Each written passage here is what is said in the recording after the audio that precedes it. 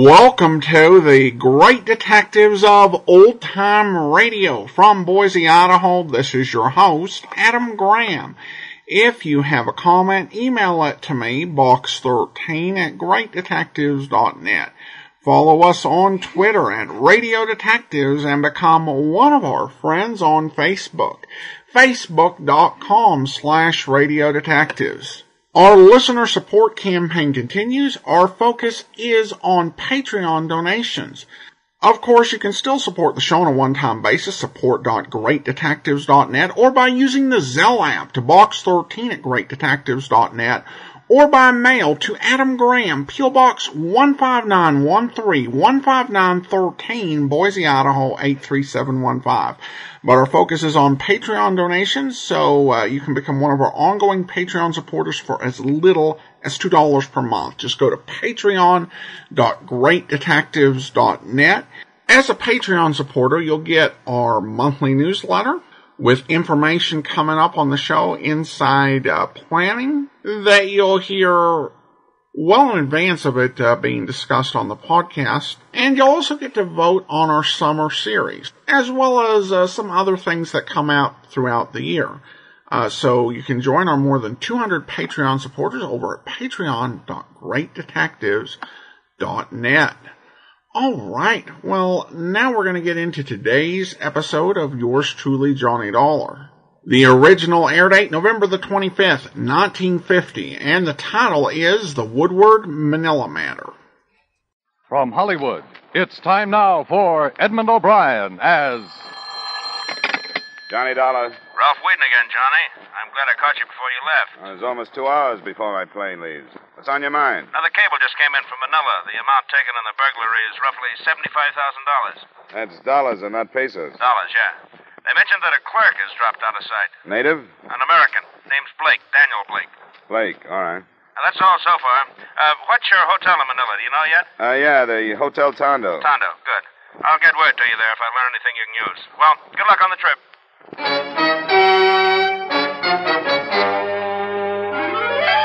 Edmund O'Brien in another adventure of the man with the action-packed expense account. America's fabulous freelance insurance investigator. Yours truly, Johnny Dollar.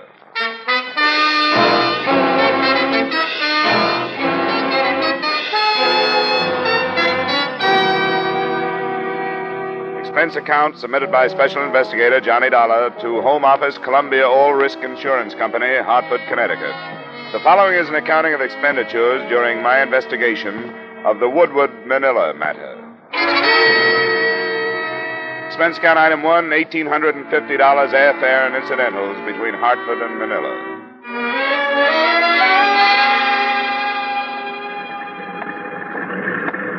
$1 from the incoming PAL flight number 103. Will you go to the ticket office, please?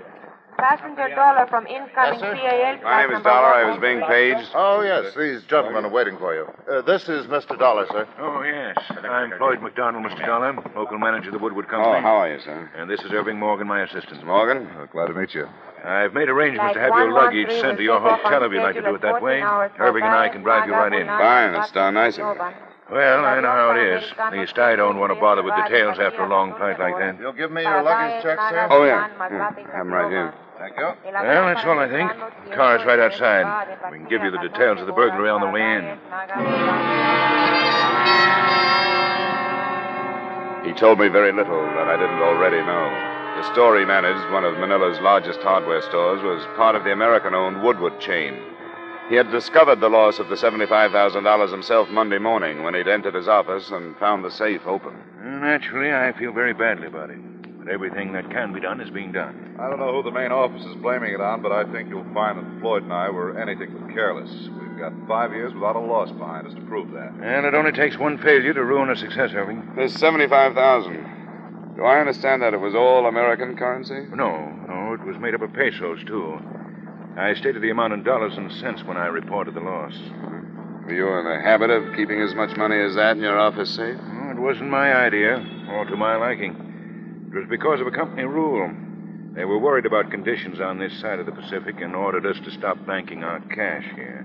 Instead of the usual yearly transfer of our money, it has been going to the States once a month. It didn't save much this time. What about this clerk, Dan Blake? Oh, don't get me started on him. No, there's nothing proved yet, Irving. What is it going to take to open your eyes, Floyd? We don't agree on just what to think about Dan, Mr. Dollar. In spite of the circumstances, I find it almost impossible to believe that Dan would do this to me. Could he have done it? Of course he could. He had access to the office, and he could have memorized the combination of the safe. Yes, that's true, but I can't forget that he was a very good friend of mine. He was like a son to me. Was he in any trouble that you know of? Owe any money? I hadn't heard of anything. He's been out of sight 4 days now. What kind of a search has been made for him? Well, I understand that the police have been working very hard. They class him as the chief suspect, too. Yes, but you've got to realize that the Philippines aren't like the States, Dollar. It's not hard to drop out of sight here. It's a big world. I know. I just watched a lot of it pass by. Well, as soon as my luggage arrives and I can get into a fresh suit, I'll contact the police, see what they've got.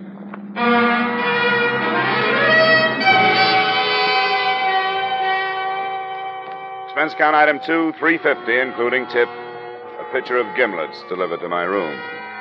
While I waited for my baggage to arrive, I relaxed in front of a window. My hotel was 2 blocks from Manila's Great Bay in a section called El Puerto. From my room, I could see enough of the Orient, the native craft working the harbor, to give even a common hardware store burglary an atmosphere of intrigue. Expense account item 3, 80 cents cab fare to police headquarters, where I was shunted into a side office to wait for the sergeant in charge of the Woodward case. He finally showed up. Sergeant Malvar, you wait for me? Yes, my name is Dollar. I know. You come to talk of my burglary. You are a policeman? Well, not quite. I've been hired by an insurance company to learn what I can about it. What do you wish to learn from me? Whether you've made any progress? You gotten any place with your search for Dan Blake? Dan Blake? No, I do not look for him now. Oh, you don't? No. I have captured the thief. Oh? Who is it? Miguel Nosaleda. You've recovered the money?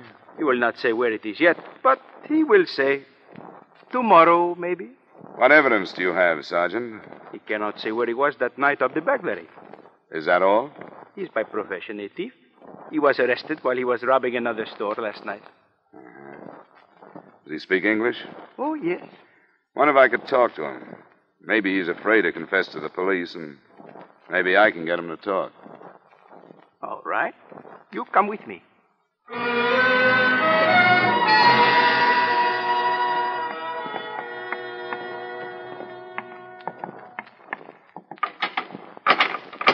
You do not stay long, only 5 minutes. That's good enough. Miguel? Who are you? Why you come here? How old are you, Miguel? 50. Where do you work? No work. Get hurt in bombing, no work. You have any children? See, 2 daughters. Where do they work? Does either one work at the Woodward hardware store? Work in prison. Both work in prison. Sergeant Malvar says you stole some money from the Woodward store. No, You'll make it easier for yourself if you tell the truth and give up the money. I don't got money. If I got money, then why I steal 5 pesos from other place? Why? You tell police why. If I got lots of money, why steal a little more? Why? Because I don't got lots of money. It's good enough for me, Miguel. Sorry I took up your time. You do not stay long? I think he wants to sleep. What would he say to you? That he didn't do it. And if he had, you wouldn't have caught him stealing 5 pesos because he wouldn't have needed it. He need a kick in the head for his lying. Do you have any connection between him and the Woodward place? He tell you he got 2 daughters in prison? Yeah. He lies. They come out, but they do not go back to him because he steal their money. Oh? The daughters have connection with Woodward's? Connection? If we need connection, we find one all right. Tomorrow, maybe?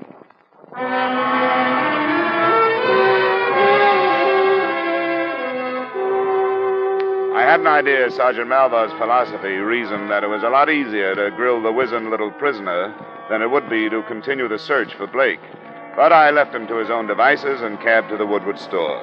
I was told that Neither Floyd McDonald nor Morgan were in, but that a secretary would help me. Oh, how do you do, Mr. Dollar? I knew that you were coming out. My name is Charlotte Page. Floyd McDonald's my uncle. Oh, I didn't know that. He had to go out to Ermita with an order for a house that's being built there. Can I help you in any way? I wanted to look at the office, find out where the safe was. Oh, I can show you. I'll check this door first. Good stout lock. Have to have a key. Is this the only entrance? Well, the one window there, but it's in a blank wall. Mr. Dollar, I know you've been here only a little while, but have you learned anything? Not much, but all of it looks bad for Dan Blake. I can't believe it. I just can't believe that Dan would do a thing like this. How well did you know him? Evidently not well at all if he stole the money. We're the same age, found something in common working here together. I've had dinner with him occasionally, going to the beach. Know if he was in any kind of trouble, debts or anything? No, I thought he was very happy and comfortable here. He seemed to be. Where's this safe now? It's under the rug near the desk. You have to lift the corner of the rug. Did Dan Blake know where it was? Oh, yes. Everybody trusted him. He'd been here for years. Did he know the combination? No, I don't think so. Uncle Floyd handled the cash. Could he have memorized it? Well, I don't know that either. I hadn't given it a thought. I guess we can put the rug back. Oh, I forgot to get Blake's address from the police. You happen to know what it is? Oh, I've forgotten. It's somewhere on Sampaloc. I can find it on the payroll. It should be right here. It'd be too easy to find him there, wouldn't it, Mr. Dollar? Much too easy. Thought I might pick up a crumb or two. Oh, here it is. 307 Sampaloc Street. 307 Sampaloc. Thanks. Tell Mr. McDonald I was here, would you please? And that I'll be in touch tomorrow.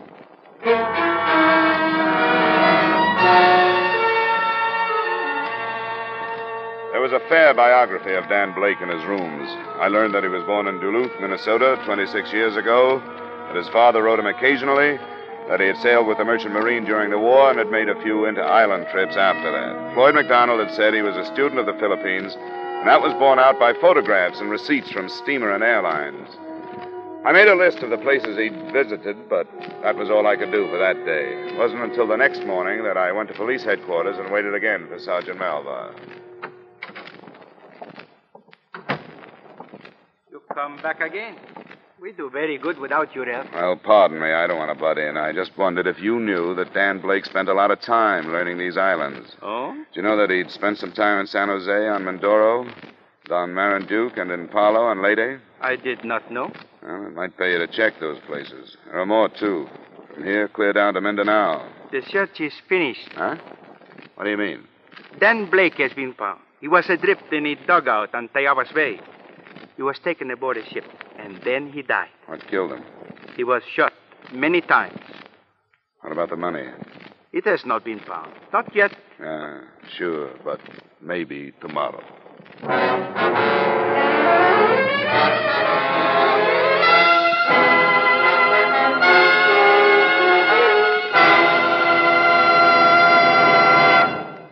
We'll return you to the second act of yours truly, Johnny Dollar, in just a moment. With winter in the wind, driving becomes more hazardous every day. Not as much for you in your car as for the people walking across the street or along the edges of a highway. A shoe touches a tiny strip of ice. Someone loses his balance, falls in the wrong direction, and there is sudden death. Check your car carefully. Make sure your brakes are good. Make sure your tires have a heavy tread. Check your steering wheel. Someone's life may depend upon the efficiency of your automobile, upon the care of your driving. Now, with our star, Edmund O'Brien, we return you to the second act of yours truly, Johnny Dollar.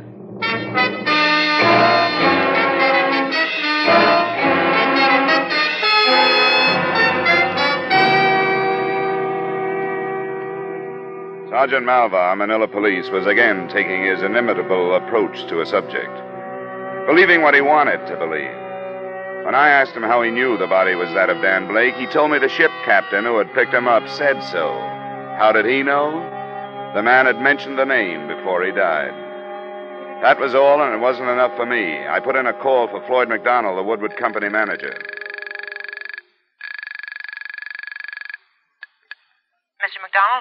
This is Johnny Dollar. Is Mr. McDonald there? Oh, no, he stepped out for a moment.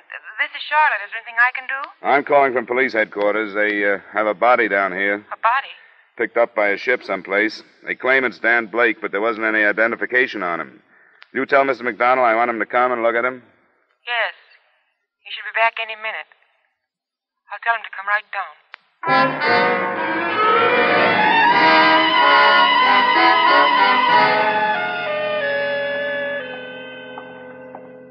When did this develop, Dollar? And why wasn't I notified? Nobody was notified, Mr. McDonald. Sergeant Malvar was playing it close to his chest. And where is Sergeant Malvar? Didn't tell me where he was going. He left word that we could look at the body, and he left.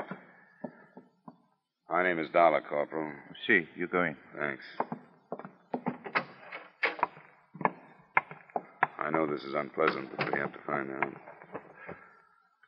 Good Lord. Is this Dan Blake? Yes. Yes, it's Dan. Cover him up, please. Where did they find him? In a dugout canoe. Someplace called Tayabas Bay, I think. Yes. Tayabas Bay, southwest of here. Who found him? A man by the name of Kovar. He's the captain of an inter-island schooner. Could we leave here? Yeah, sure. What happened, do you know? Well, not firsthand. He'd been shot in the back 4 times. He was alive for a short time after Captain Kovar picked him up. The money has not been found. I see. Then there's no explanation yet. Not that I know of. The schooner is anchored offshore just south of the Pasig River. You know where that is? Yes. I'd like to talk to this Kovar. I guess I can hire a boat to take me out there, huh? I'll drive you down to the docks. As a matter of fact, I'd like to go with you. Well, it's a good idea if you have the time. Well, I'll take the time. That's my car there.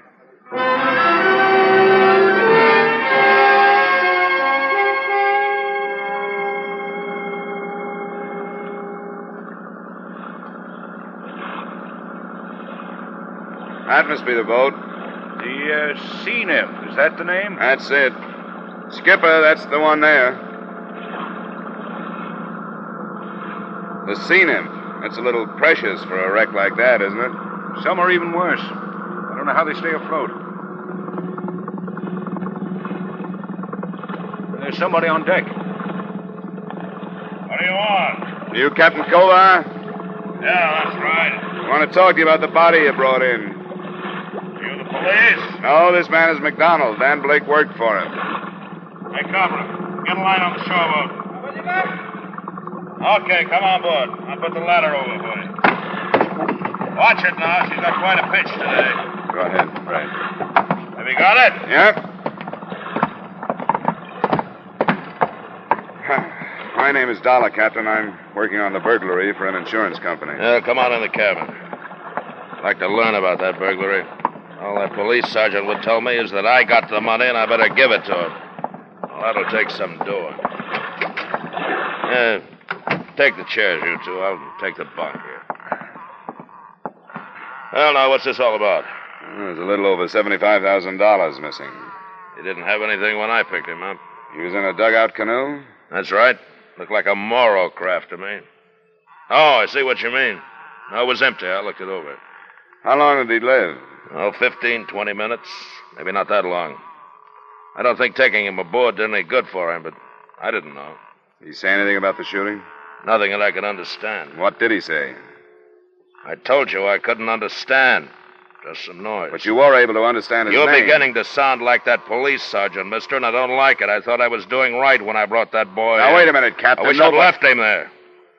Police right now are getting papers to search my ship, and now you stop. I'm not making any accusations, but you were the last person to see him alive. I'm interested in what he said. Well, he said Blake. Blake. That's all I can understand. Tell you the truth, I wish I'd left him there. But you know what I think? What's that? If he went from Manilla to someplace on Tayabas Bay where he had his dugout, plenty could happen. It's about 60 miles. You heard about our Hucks, our rebels? Yeah, I've read about him. They're a bunch of cutthroat scum, and they don't think twice when they get the chance to kill an American. $75,000, so much the better. What do you think, Mr. McDonald? Well, certainly a possibility. The Hucks are active. I guess there's not a chance of putting our finger on it if that's what happened. Not a chance. All right. And let's leave that possibility until the last.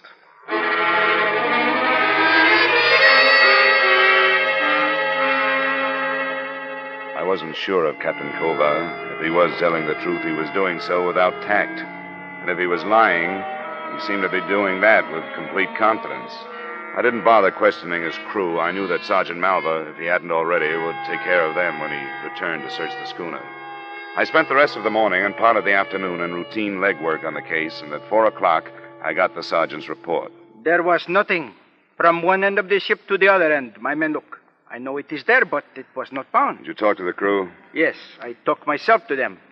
They do not hear Dan Blake say anything. The captain is the only one who hear him. What have you done with him? What is there I can do? Nothing. I leave his ship, and that is all. Huh? What now? What now? There is nothing now. So the Hawks killed him. Then that is all. I learned a few things about Floyd McDonald this afternoon. So? He's up to his neck in debt. Did you know that? So? I don't know about the Philippines, but in the States, it's an old pitch to have a patsy found full of bullets, but without the missing money. I do not know what you say. And maybe it looks like Dan Blake is the thief when somebody else is. I haven't been able to find a reason for the kid to have done this. Now I find that McDonald needed money. I did not know that. It would not be wise for me to question him. In Manila, Mr. McDonald is not the man to suspect. He is known as a man with honor. Yeah, so I gathered. That's probably why he could get so far into debt.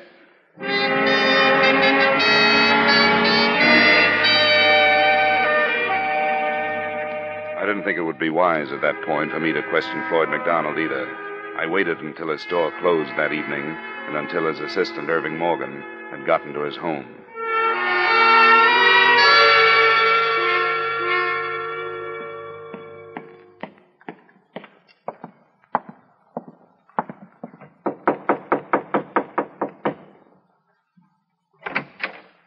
Good evening, Mr. Morgan. Oh, hello, Mr. Dollar. I've been thinking about you. Come on in. Thanks. Well, how's it going? It's hard to tell. From what I hear, the money is gone. Good. Did McDonald tell you that? Yeah, isn't that right? Maybe. I don't make it a habit to go around switching the values of national problems, but it's occurred to me that these Hucks could be pretty handy people to have around. I don't get you. Well, when a killing outside the city can't be explained any other way, it's marked off to the Hucks. Oh, you don't think they shot Blake? I'm not as sure of it as everybody else seems to be. Just what do you mean, Mr. Dollar? How much did you know about McDonald's personal life? Well, I see him socially, if that's what you mean. We're good friends. Does he owe you any money? Seems to me that's a very personal question. I have to ask that kind once in a while. I've learned that McDonald owes a lot of money to a lot of people. $1,000 here, $1,500 there. Loans, gambling debts. He'd be ruined if this became common knowledge, Mr. Dollar. He'd lose his position, everything. How far do you think McDonald would go to save himself?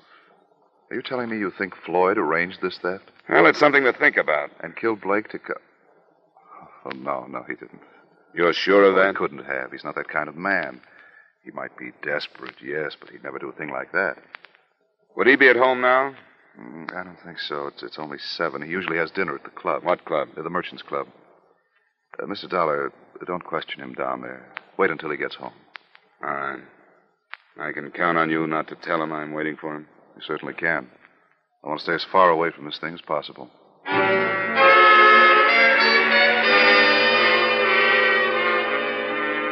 An hour and a half later, a cab dropped me in front of Floyd McDonald's home. The residence, at least, was a picture of propriety. Set in a fashionable suburb, it was within earshot of a bellboy somewhere in the bay. I followed a sidewalk across a neatly hedged lawn, and halfway to the house, I stopped to watch a man come out of the front door.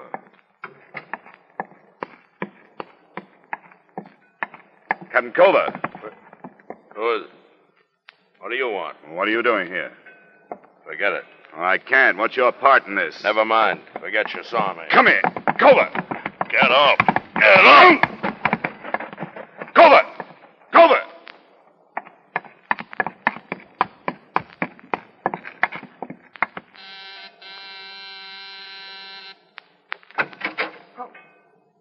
Now you... I didn't expect this.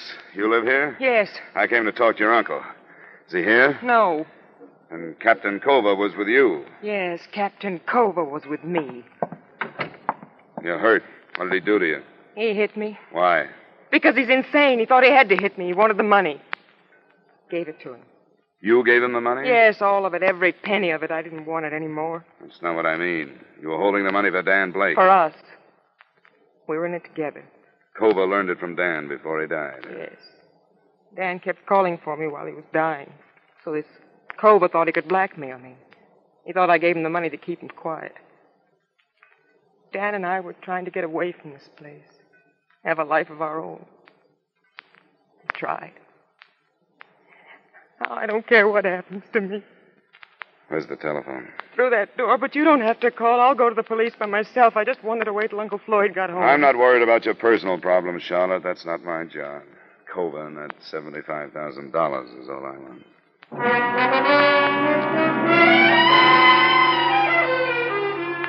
I tried not to waste a minute, but time slipped by. 15 minutes on the phone, 25 to get back to Manilla. When Sergeant Malva finally arrived at the harbor police dock, a boat was ready for us. Come as quick as I can. His ship is not at anchor? I checked it. He moved out about 20 minutes ago. We go then.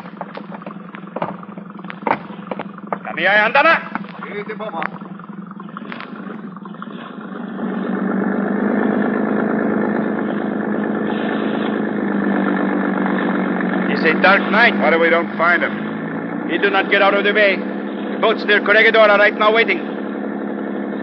The girl, she was an accomplice? She held the money, so if he was picked up, you couldn't prove possession. She was going to meet him later. The hooks shot him? That's what Kova told her. So? But the hooks do not kill him. What's that? Police doctor. He say bullets do not kill Blake. Blake choked to death. Kova choked him to learn the secret. I think we can prove that, Sergeant. We get any more speed out of this thing? Come on, let's get inside out of the spray.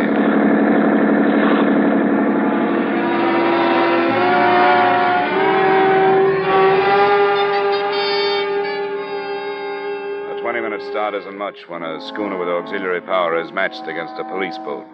With our speed and the beams from 4 searchlights fanning out around us, we covered every possible course that Kova could have set.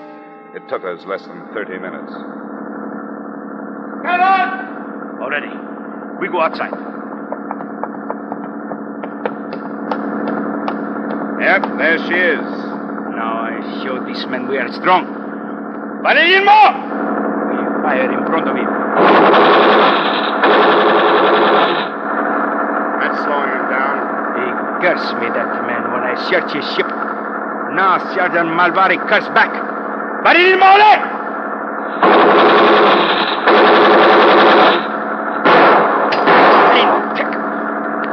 Crazy? Got one of our lights. You'd better douse the others before he smashes them. Patayimo! Aguila! It's crazy. That depends on whether the darkness works for him or not. All I can see is his weight now. Do not get away. Tayo pamanik sa barko nila! We move in right now. Go on board. Get that engine started. He's shouting something. Captain Kova! There is no use to fight. We come aboard. Abra, get that engine started. Get it started. The crew's turning on him. You won't, won't you? All right, you won't.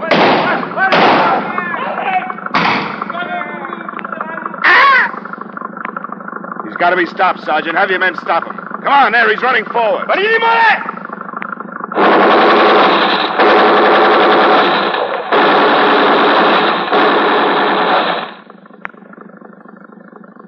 You are my witness.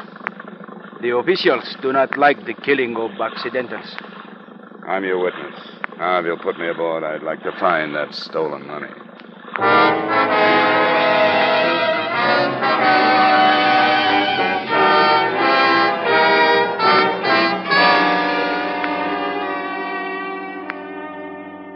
Expense account item 3, $230, blanket item covering hotel, transportation, etc. Item 4, same as item 1. Expense account total, $3,940. Remarks? After the arrest of Charlotte Page, the stolen funds were counted in front of witnesses, and the amount was not as large as was claimed by McDonald. I don't know what you can do about it. Everybody seems to be out after something these days. Yours truly, Johnny Dollar.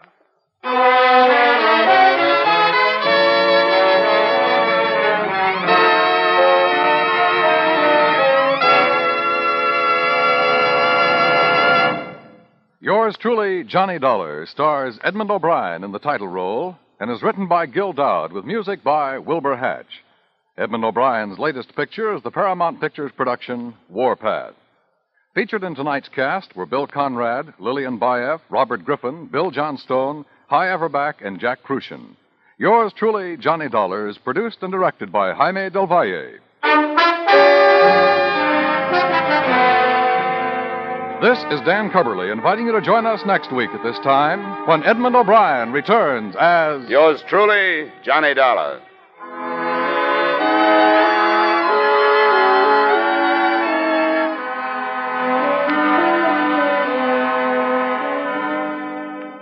You can sing it again on CBS tonight for a whole hour of fun-packed, music-packed entertainment.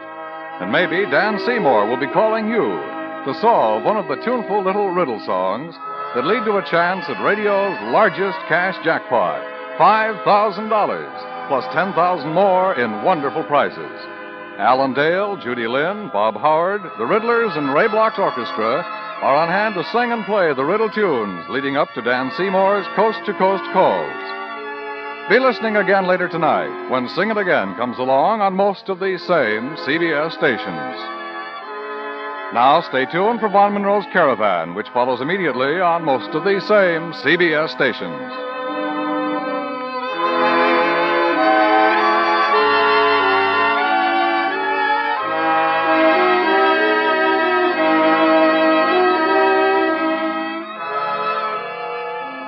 This is CBS, where you laugh with Lucille Ball and My Favorite Husband on Saturday nights, the Columbia Broadcasting System.